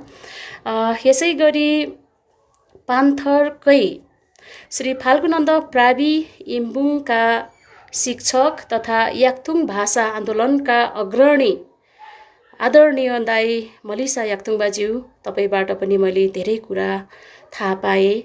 भलै यहाँनिर यो प्रेजेन्टेसनमा सबै मैले व्यक्त गर्न सकिनँ, तथापि धेरै कुराहरू तपाईँबाट थाहा भयो। कक्षा 11 र 12को लिम्बू भाषाको पाठ्यक्रम पाठ्य पुस्तकको लागि तपाईँले दौडधुप गर्नुभएको मेरो आँखाले देखेको थियो र त्यसको लागि पनि तपाईँलाई ससम्मान म सम्झन चाहन्छु। र यसै गरी तपाईँको याक्थुङ सक्सकप्रतिको आन्दोलन अगाडि बढिरहोस्, मेरो कामना छ। अब इलामतिर लागौँ। इलामतिर सरस्वती मावि भालुटार इलाम, जो माङ्सेबुङ गाउँपालिकामा रहेको छ, र त्यहाँका शिक्षक भाइ भनौँ र सामाजिक अभियन्ता लिम्बू विद्यार्थी मञ्च केन्द्रीय कार्य समितिका पूर्व अध्यक्ष आङभुङ अबोध अविरलज्यू, तपाईँलाई धेरै धेरै धन्यवाद। त्यहाँको वस्तुस्थितिको बारेमा जानकारी गराउनु भयो, तथापि मैले यहाँ सबै प्रस्तुत गर्न सकिनँ समयको पाबन्दीलाई हेरेर। तपाईँहरू सबैलाई दिक्क लागिसक्यो होला मैले बकबक गर्दाखेरि। र त्यही माविमै कार्यरत शिक्षिका बहिनी दिलु थेगिमज्यू, तपाईँलाई पनि त्यहाँको वस्तुस्थितिको लागि धेरै धेरै धन्यवाद।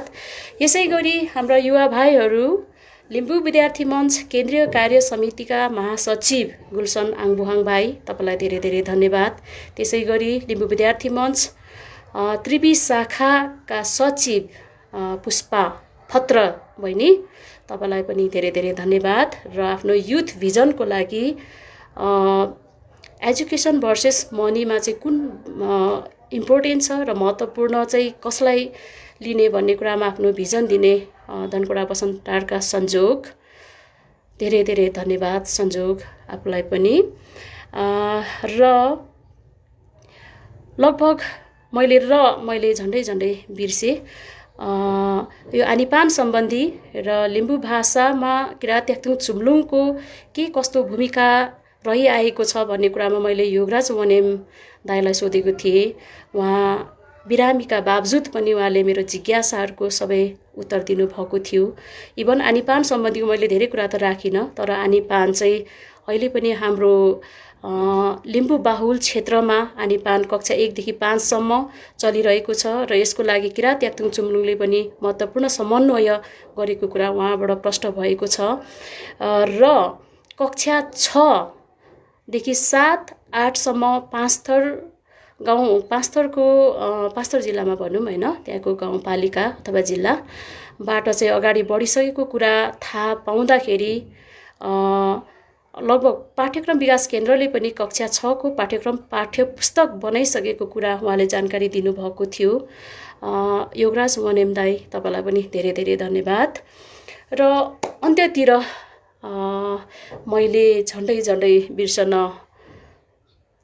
बिर्सेछु भनौँ होइन, भाषा र लिपिको सवालमा आज तपाईँहरूसम्म आइपुग्नको लागि र यहाँसम्म आइपुग्नको लागि मलाई प्रेरणा दिनुहुने, जसबाट म प्रेरित छु, उहाँहरूलाई म सम्झिन चाहन्छु।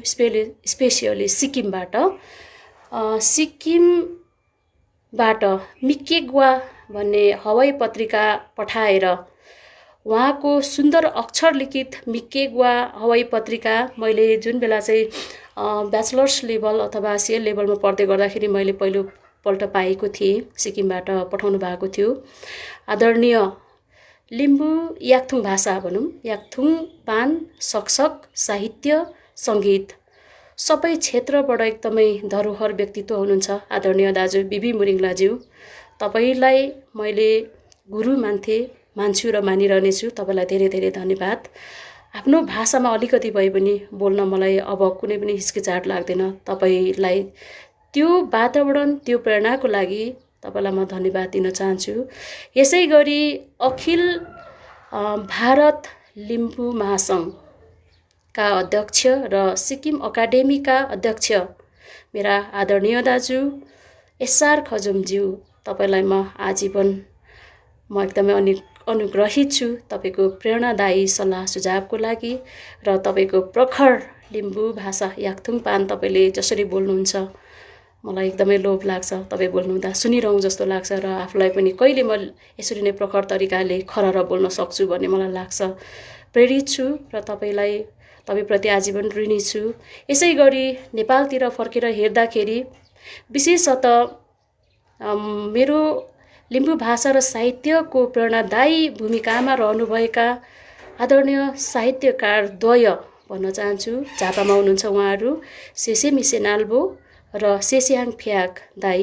तपाईँहरू दुवैजनालाई म हृदयदेखि नै सम्झिराख्न चाहन्छु। र सेस्याङ फ्याक दाई, स्पेसियली सेस्याङ फ्याक दाईलाई म अहिले सम्झिन्छु। सेसिमी दाईलाई मैले अघि नै सम्झिसकेको छु। र सेस्याङ दाईले हामी जुन बेला 2059 सालमा चाहिँ सप्तकोश FM इटरीमा चाहिँ हामी 3 जनाले लिम्बू भाषा कार्यक्रम सञ्चालन गर्थ्यौँ। भैरव आङ्ला, सीता मादेम्बा र म। र त्यति बेला चाहिँ सेस्याङ फ्याक दाईले चाहिँ यति धेरै रचनाहरू पठाइदिनु भयो नि, कविता, कथा, निबन्ध, गीति कथा, र त्यो सबै लिपिमा लेखिएको थियो होइन। दुःखका साथ भन्नुपर्छ दाई, म अहिले तपाईँ समक्ष माफ माग्न चाहन्छु। हामी लिपिमा त्यति पारङ्गत थिएनौँ, त्यही भएर तपाईँका धेरै रचनाहरू हामीले पढ्न पनि सकेनौँ, प्रसारण पनि गर्न सकेनौँ। क्षमा प्रार्थी छु। तपाईँको लेखन अहिलेसम्म एकदमै प्रखर तरिकाले चलिरहेको छ। तपाईँ जुन स्पिडमा लेख्न सक्नुहुन्छ म अचम्भित छु र तपाईँको त्यो लेखन जारी रहोस्, मेरो शुभकामना। सेस्याङ फ्याक दाई। र विशेषतः मलाई काठमाडौँ आइसकेपछि, म काठमाडौँ उच्च अध्ययनको लागि काठमाडौँ आइसकेपछि मलाई हरेक तरिकाबाट लेखनमा सहयोग गर्नुहुने, प्रेरित गर्नुहुने आदरणीय दाई प्राज्ञ अमर्त म्याङज्यू, म यहाँलाई सदैव सम्झन चाहन्छु र मेरो अपेक्षा छ तपाईँले आगामी दिनहरूमा पनि यसरी नै मलाई साथ दिनुहुनेछ र एज अ बहिनीको रूपमा अथवा भनौँ एज अ विद्यार्थीको रूपमा तपाईँले मलाई अझै पनि धेरै मार्गदर्शन गर्नुहुनेछ, मेरो अपेक्षा छ। र यसै गरी प्रज्ञा प्रतिष्ठान, नेपाल प्रज्ञा प्रतिष्ठानका पूर्व कुलपति सम्माननीय बैरागी कालाज्यू, हामीले मातृभाषामा कविता वाचन गरेर प्रमाणपत्र थाप्दाखेरि तपाईँ कुलपति हुनुको बावजुद पनि लिम्बू भाषामा जुन बधाई दिनुभयो र लिम्बू भाषामा यहाँले केही व्यक्त गर्नुभयो मेरो अगाडि, म एकदमै अनुग्रहित छु र आफ्नो भाषाप्रतिको महत्त्वलाई मैले राम्ररी बुझेको छु। बैरागी कालाज्यू, यहाँलाई पनि धेरै धेरै सम्झन चाहन्छु सगर्व। त्यसै गरी हाम्रो लिम्बू भाषा साहित्य लिपिका धरोहर आदरणीय यहाङ लाउती, म उहाँलाई मामा भन्छु, यहाङ लाउतीज्यू, तपाईँले जहिले पनि मलाई अगाडि बढ्न प्रेरित गरिरहनुहुन्छ। त्यस प्रेरणाको लागि म ससम्मान आभार व्यक्त गर्दछु र यसरी नै आउँदा दिनहरूमा पनि तपाईँको म प्रति प्रेरणादायी प्रसङ्गहरू अगाडि तपाईँले राख्नु नै हुनेछ र अगाडि बढ्न प्रेरित गरिरहनु हुनेछ भन्ने मलाई लागेको छ। र मैले अहिले यति नै सम्झेँ, समय छैन, तपाईँहरू धेरै नै सायद दिक्क भइसक्नु पनि भयो होला। अब लगभग म अन्त्यतिर आइपुगिसकेको छु। यो नै अन्तिम होइन, मेरो विचार हो, यो मेरो अनुभव हो र यो नै अन्तिम सत्य पनि होइन। धेरै कुराहरू अनुभव गर्नु छ, धेरै कुराहरू अझै गर्नु छ, धेरै कुरामा तपाईँ हामी मिलेर अगाडि बढ्नु छ, हाम्रो समाजको लागि, हाम्रो सिङ्गो देशको लागि। फेरि पनि यहाँहरूलाई हिन्दूहरूको महान चाड र तपाईँ हाम्रो पनि बिदा धेरै हुने चाड बडा दसैँको शुभकामना भन्दै, तपाईँहरूले के लेख्नु भएको छ?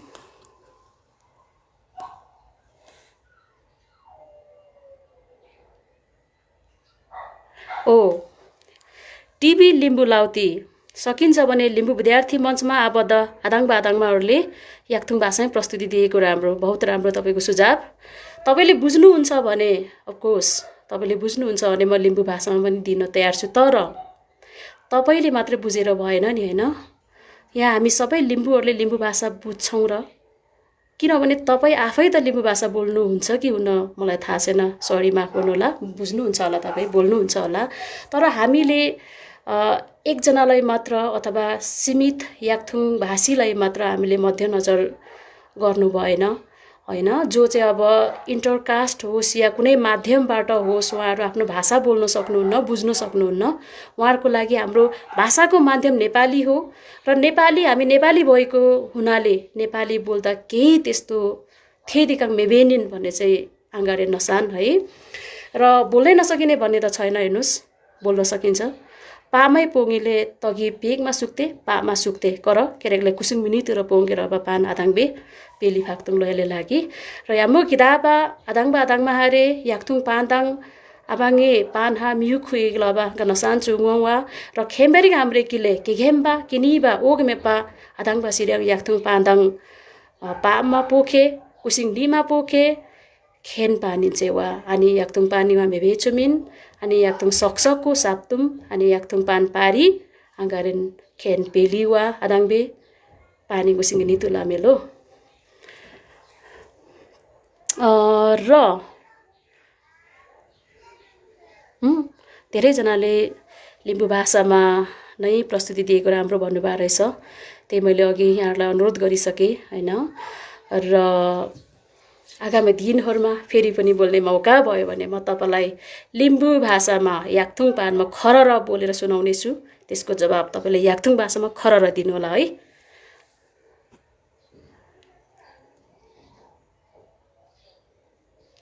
लगभग धेरै त छैन होला, तपाईँहरूले सबै त पढ्न सकिएन, मोबाइलमा अलिकति चस्मा बाक्लो लागिया छ, हेर्नुहोस्।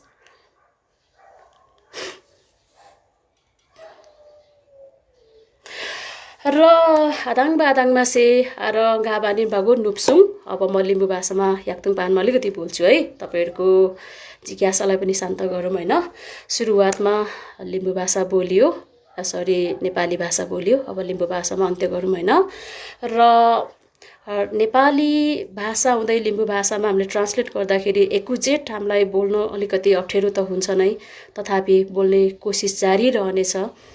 र कन आइनबा येमरेन सुयेम केलपा लिम्बू विद्यार्थी मञ्च केन्द्रीय कार्य समितिबा हिन्जाहा nusaha pamai pongile Bikram Sherma Limbu nusao yolik nogen lumending nogen khene gizugure ga Facebook live ta ma suktang nusi yechi tongbe sigang adang badang masinu tumma suem poke helle lagi helle meo yolik nogen tondung nusa Bikram Sherma o hekerike Gulson angbuhang चुप्पहा एकेरिके कन केन्द्रीय कार्य समिति हो याम्बकी जोगपा केरेक नुसा हाओ यलिक नोगेन तोदुङ नुसा हारे कन इछिङ के जोगु मेमेने यलिकले आबाङे पान हामी खुवा तगिबा पान केदोम बादाङ बाहा खुन्ची यलिक पान मेदोन्दु मिसुरु आङवा खुन्ची कन लिम्बु विद्यार्थी मञ्च